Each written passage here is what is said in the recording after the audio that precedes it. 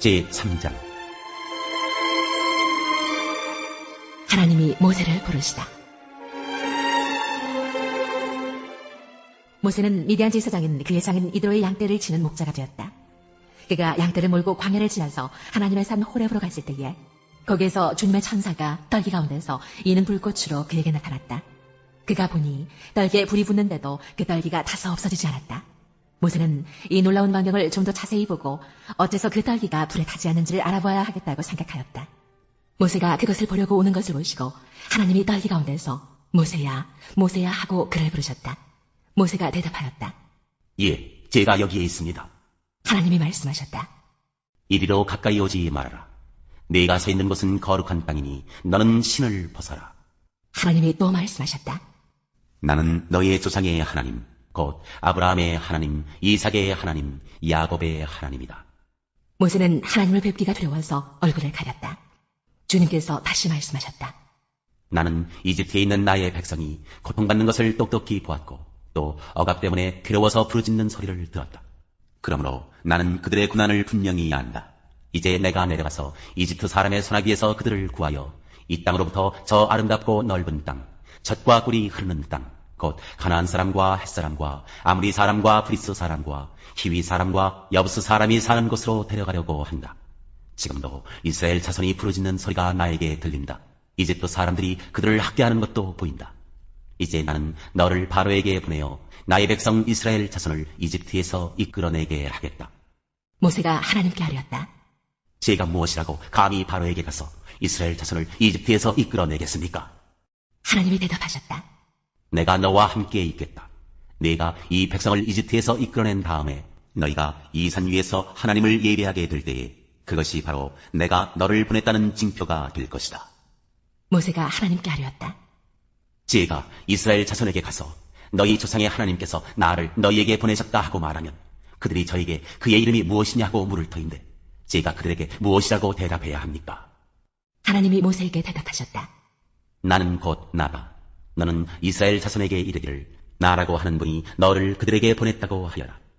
하나님이 다시 모세에게 말씀하셨다.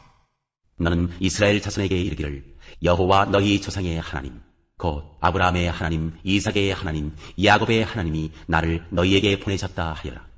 이것이 영원한 나의 이름이며 이것이 바로 너희가 대대로 기억할 나의 이름이다. 가서 이스라엘의 장로들을 모아놓고 그들에게 일러라. 주 너희 조상의 하나님, 곧 아브라함과 이삭과 야곱의 하나님이 나에게 나타나셔서 말씀하셨다 하고 말하면서 이렇게 전하여라. 내가 너희의 처지를 생각한다. 너희가 이집트에서 겪는 일을 똑똑히 보았으니 이집트에서 고난받는 너희를 내가 이끌어내어 가나안 사람과 헷사람과 아모리 사람과 브리스 사람과 히위 사람과 여부스 사람이 사는 땅, 곧 젖과 꿀이 흐르는 땅으로 올라가기로 작정하였다 하여라. 그러면 그들이 너희의 말을 들을 것이다. 또 너는 이스라엘의 장로들을 데리고 이집트의 임금에게 가서 히브리 사람의 주 하나님이 우리에게 나타나셨으니 이제 우리가 광야로 사흘 길을 걸어가서 주 우리의 하나님께 제사를 드려야 하니 허락하여 주십시오 하고 요구하여라. 그러나 내가 이집트의 왕을 강한 손으로 치지 않는 동안에는 그가 너희를 내보내지 않을 것이라는 것을 나는 안다. 그러므로 나는 순수 온갖 이적으로 이집트를 치겠다. 그렇게 한 다음에야 그가 너희를 내보낼 것이다. 나는 이집트 사람이 나의 백성에게 은혜를 베풀게 하여 너희가 떠날 때 빈손으로 떠나지 않게 하겠다. 여인들은 각각 이웃에 살거나 자기 집에 함께 사는 이집트 여인들에게서 은부치와 금부치와 의복을 달라고 하여 그것으로 너희 아들, 딸들을 치장하여라. 너희는 이렇게 이집트 사람의 물건을 빼앗아 가지고 떠나갈 것이다.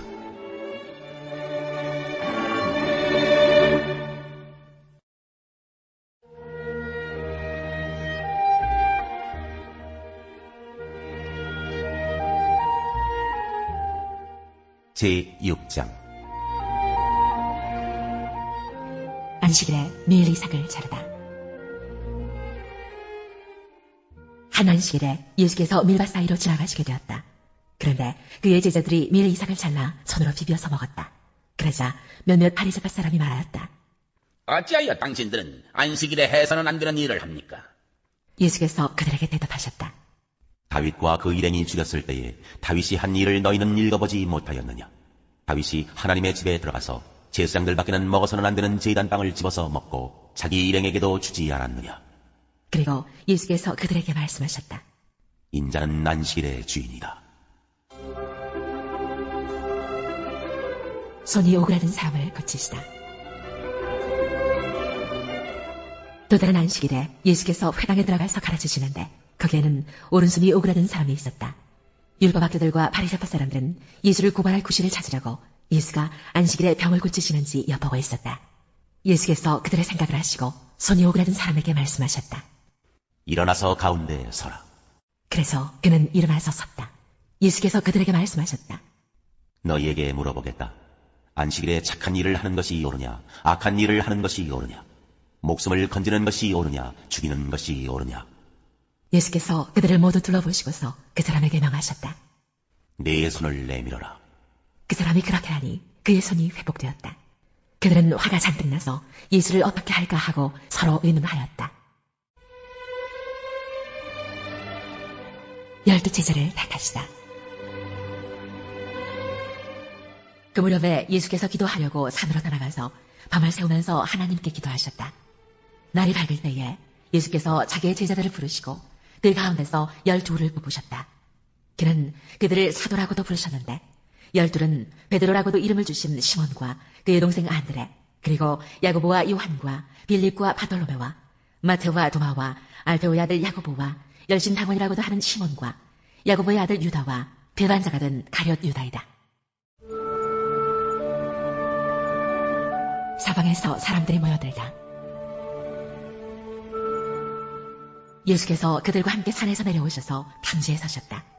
거기에 그의 제자들이 큰 무리를 이루고 또 온 유대와 예루살렘과 두로 및 시돈 해안 지방에서 모여든 많은 백성이 큰 무리를 이루었다. 그들은 예수의 말씀도 듣고 또 자기들의 병도 고치고자 하여 몰려온 사람들이다. 악한 귀신에게 고통을 당하던 사람들은 고침을 받았다. 온 무리가 예수에게 손이라도 대보려고 애를 썼다. 예수에게서 능력이 나와서 그들을 모두 낫게 하였기 때문이다. 복과 화를 선포하시다. 예수께서 눈을 들어 제자들을 보시고 말씀하셨다. 너희 가난한 사람들은 복이 있다. 하나님의 나라가 너희의 것이다. 너희 지금 굶주리는 사람들은 복이 있다. 너희가 배부르게 될 것이다. 너희 지금 슬피 우는 사람들은 복이 있다. 너희가 웃게 될 것이다.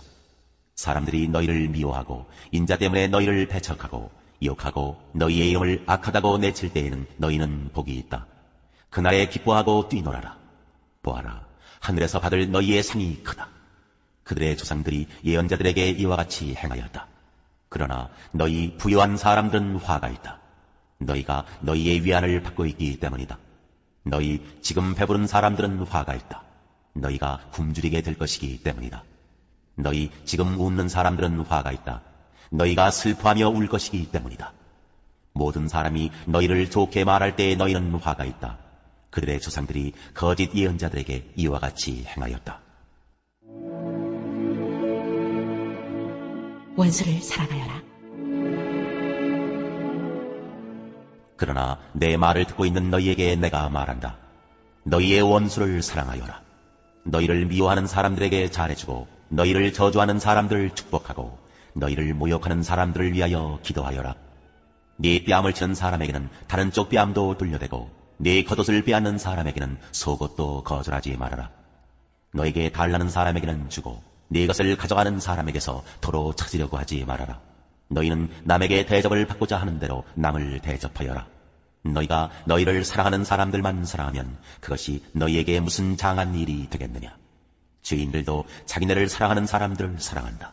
너희를 좋게 대하여주는 사람들에게만 너희가 좋게 대하면 그것이 너희에게 무슨 장한 일이 되겠느냐. 죄인들도 그만한 일은 한다. 도로 받을 생각으로 남에게 구워주면 그것이 너희에게 무슨 장한 일이 되겠느냐. 죄인들도 고스란히 되받을 요량으로 죄인들에게 구워준다. 그러나 너희는 너희 원수를 사랑하고 좋게 대하여주고 또 아무것도 바라지 말고 구워주어라. 그리하면 너희는 큰 상을 받을 것이요 더없이 높으신 분의 아들이 될 것이다. 그분은 은혜를 모르는 사람들과 악한 사람들에게도 인자하시다. 너희의 아버지께서 자비로우신 것 같이 너희도 자비로운 사람이 되어라. 남을 심판하지 말아라. 남을 심판하지 말아라. 그리하면 하나님께서도 너희를 심판하지 않으실 것이다. 남을 정죄하지 말아라. 그리하면 하나님께서도 너희를 정죄하지 않으실 것이다. 남을 용서하여라. 그리하면 하나님께서도 너희를 용서하실 것이다. 남에게 주어라. 그리하면 하나님께서도 너희에게 주실 것이니 되를 누르고 흔들어서 넘치도록 후하게 되어서 너희 품에 안겨주실 것이다. 너희가 되지하여 주는 그 대로 너희에게 도로 되어서 주실 것이다. 예수께서 그들에게 또 비유 하나를 말씀하셨다. 눈먼 사람이 눈먼 사람을 인도할 수 있느냐? 둘이 다 구덩이에 빠지지 않겠느냐? 제자는 스승보다 높지 않다. 그러나 누구든지 다 배우고 나면 자기의 스승과 같이 될 것이다. 어찌하여 너는 남의 눈 속에 있는 티는 보면서 내 눈 속에 있는 들보는 깨닫지 못하느냐? 너는 내 눈 속에 있는 들보를 보지 못하면서 어떻게 남에게 친구야, 내가 내 눈 속에 있는 티를 빼내줄 테니 가만히 있어라 하고 말할 수 있겠느냐? 위선자야, 먼저 내 눈에서 들보를 빼내어라. 그리해야 그때 내가 똑똑히 보게 되어서 남의 눈 속에 있는 티를 빼줄 수 있을 것이다. 열매로 나무를 안다. 좋은 나무가 나쁜 열매를 맺지 않고 또 나쁜 나무가 좋은 열매를 맺지 않는다. 나무는 각각 그 열매를 보면 안다. 가시나무에서 무화과를 거두어들이지 못하고 가시덤불에서 포도를 따지 못한다. 선한 사람은 그 마음속에 갈무리해 놓은 선더미에서 선한 것을 내고 악한 사람은 그 마음속에 갈무리해 놓은 악더미에서 악한 것을 낸다. 마음에 가득 찬 것을 입으로 말하는 법이다. 말씀을 듣고 행하는 사람과 행하지 않는 사람. 어찌하여 너희는 나더러 주님 주님 하면서도 내가 말하는 것은 행하지 않느냐? 내게 와서 내 말을 듣고 그대로 행하는 사람이 어떤 사람과 같은지를 너희에게 보여주겠다. 그는 땅을 깊이 파고 반석 위에다 기초를 놓고 집을 짓는 사람과 같다.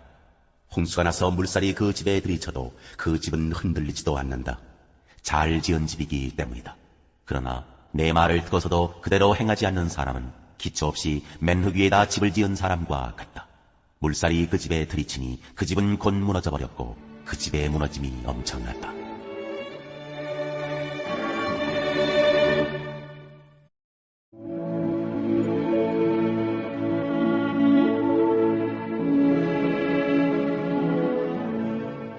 제20장 소발의 두 번째 바람. 나아마 사람 소발이 대답하였다. 입을 다물고 있으려 했으나 네 말을 듣고 있자니 화가 나서 참을 수가 없다. 네가 하는 말을 듣고 있자니 모두 나를 모욕하는 말이다. 그러나 깨닫게 하는 영이 내게 대답할 말을 일러주었다. 너도 이런 것쯤은 알고 있을 것이다. 이 땅에 사람이 생기기 시작한 그 옛날로부터 악한 자의 승전가는 언제나 잠깐뿐이었으며 경건하지 못한 자의 기쁨도 순간일 뿐이었다. 교만이 하늘 높은 줄 모르고 머리가 구름에 닿는 것 같아도 마침내 그도 분토처럼 사라지고 말며 그를 본 적이 있는 사람도 그 교만한 자가 왜 안 보이느냐고 물으리라는 것쯤은 너도 알고 있을 것이다. 꿈같이 잊혀져 다시는 흔적을 찾을 수 없게 되며 마치 밤에 본 환상처럼 사라질 것이다. 그를 본 적이 있는 사람도 다시는 그를 볼 수 없으며 그가 살던 곳에서도 다시는 그를 볼 수 없을 것이다. 그 자녀들이 가난한 사람에게 용서를 구할 것이며 착취한 재물을 가난한 사람에게 배상하게 될 것이다. 그의 몸에 한때는 젊음이 넘쳤어도 그 젊음은 역시 그와 함께 먼지 속에 눕게 될 것이다. 그가 혀로 악을 맛보니 맛이 좋았다. 그래서 그는 악을 혀 밑에 넣고 그 달콤한 맛을 즐겼다. 그러나 그것이 뱃속으로 내려가서는 쓴맛으로 변해버렸다. 그것이 그의 몸속에서 독사의 독이 되어버렸다. 그 악한 자는 꿀꺽 삼킨 재물을 다 토해냈다. 하나님은 이렇게 그 재물을 그 악한 자의 입에서 꺼내어서 빼앗긴 사람들에게 되돌려주신다. 악한 자가 삼킨 것은 독과도 같은 것, 독사에 물려 죽듯이 그 독으로 죽는다. 올리브 기름이 강물처럼 흐르는 것을 그는 못 볼 것이다. 젖과 꿀이 흐르는 것도 못 볼 것이다. 그는 수고하여 얻은 것을 마음대로 먹지도 못하고 되돌려보내며 장사에서 얻은 재물을 마음대로 누리지도 못할 것이다. 이것은 그가 가난한 이들을 억압하고 돌보지 않았기 때문이며 자기가 세우지도 않은 남의 집을 강제로 빼앗았기 때문이다. 그는 아무리 가져도 만족하지 못한다. 탐욕에 얽매여 벗어나지를 못한다. 먹을 때에는 남기는 것 없이 모조리 먹어치우지만 그의 번영은 오래가지 못한다. 성공하여 하늘 끝까지 이를 때 그가 재앙을 만나고 온갖 불운이 그에게 밀어닥칠 것이다. 그가 먹고 싶은 대로 먹게 놓아두어라. 하나님이 그에게 맹렬한 진노를 퍼부으시며 분노를 피처럼 쏟으실 것이다. 그가 철무기를 피하려 해도 놋화살이 그를 꿰뚫을 것이다. 틈을 뚫고 나온 화살을 빼낸다 하여도 쓸개를 휘젓고 나온 번쩍이는 활촉이 그를 겁에 질리게 할 것이다. 그가 간직한 평생 모은 모든 재산이 삽시간에 없어지고 풀무지를 하지 않아도 저절로 타오르는 불길이 그를 삼킬 것이며 그 불이 집에 남아있는 사람들까지 사를 것이다. 하늘이 그의 죄악을 밝히 드러내며 땅이 그를 고발할 것이다. 하나님이 진노하시는 날에 그 집의 모든 재산이 홍수에 쓸려가듯 다 쓸려갈 것이다. 이것이 악한 사람이 하나님께 받을 몫이며 하나님이 그의 것으로 정해주신 유산이 될 것이다.